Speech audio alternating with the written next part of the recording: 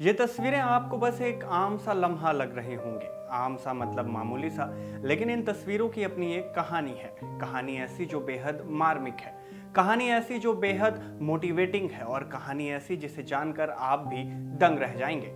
Hello and welcome, मैं हूं शुभम और आप देख रहे हैं इन खबर। दरअसल केरल के वायनाड में जो लैंडस्लाइड की घटना हुई है, बीते कई दिनों से कई शहरों को पूरी तरह से वो तबाह कर चुकी है। इस पूरे हादसे में अब तक 300 से भी ज्यादा लोगों की मौत हो गई और बड़ी संख्या में लोग अब भी लापता हैं, मतलब आज भी उनकी तलाश जारी है। मलबे में कई लोगों के दबे होने की आशंका भी है। इस हादसे में कितनी तबाही हुई, इसके बारे में आपने अब तक कई वीडियो सोशल मीडिया पर देख लिए होंगे।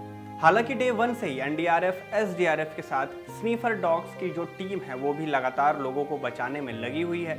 लेकिन इस बीच में ये बात भी कही गई कि रेस्क्यू का काम पूरा हो चुका है और अब तलाश जिंदा इंसानों की नहीं बल्कि लाशों की जा रही है। मतलब कि मलबे में दबे लापता लोगों के शवों की तलाश अब की जा रही है। लेकिन इसी बीच एक ऐसी तस्वीर सामने आई जहां रेस्क्यू कर रहे कुछ जवानों ने इन बच्चों को जंगल के बीच से निकाला। ये बच्चे जिस दिन लैंडस्लाइड हुआ, मतलब 4 दिन पहले से ही, उस दिन से ही ये बच्चे जंगल में फंसे हुए थे और शायद इस उम्मीद में थे कि कोई इन्हें बचाकर जरूर ले जाएगा। कौन है ये बच्चे, क्या है इनकी कहानी और इन्हें बचाने वाले लोग कौन थे, ये सब बताएंगे इस वीडियो में। पहले बात उन बच्चों की करते हैं जिन्हें जंगल से 4 दिनों के बाद रेस्क्यू किया गया।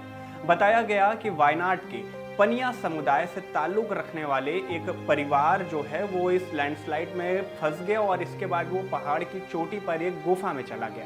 दिक्कत ये थी कि इस गुफा के पास एक गहरी खाई भी थी। बताया गया कि रेस्क्यू करने वालों को गुरुवार को उस परिवार की मां और 4 साल के एक बच्चे को जंगल में भटकता हुआ देखा गया। इसके बाद उनसे पूछताछ की गई तो पता चला कि उनके 3 और बच्चे और उनके पिता यानी कुल 4 लोग बिना खाए पिए, बिना खाना पानी के 4 दिनों से एक गुफा में फंसे हुए हैं। इसके बाद रेस्क्यू करने वाली टीम ने उन्हें बचाने का फैसला किया। कलपेट्टा रेंज के वन अधिकारी के हशीश के नेतृत्व में 4 सदस्यों की टीम ने गुरुवार को इस टास्क को लिया और खड़ी पहाड़ी और खाई से होते हुए 8 घंटों में 3 बच्चे और उनके पिता यानी कुल 4 लोगों का रेस्क्यू किया। इस खतरनाक रेस्क्यू के बारे में हशीश ने बताया कि उन्हें भारी बारिश के बीच फिसलन भरी और खड़ी चट्टानों से होकर गुजरना पड़ा। बच्चे थके हुए थे और हम उनके साथ, मतलब उन्हें रेस्क्यू करने के लिए खाने पीने का जो भी सामान ले गए थे उन्हें खिला दिया।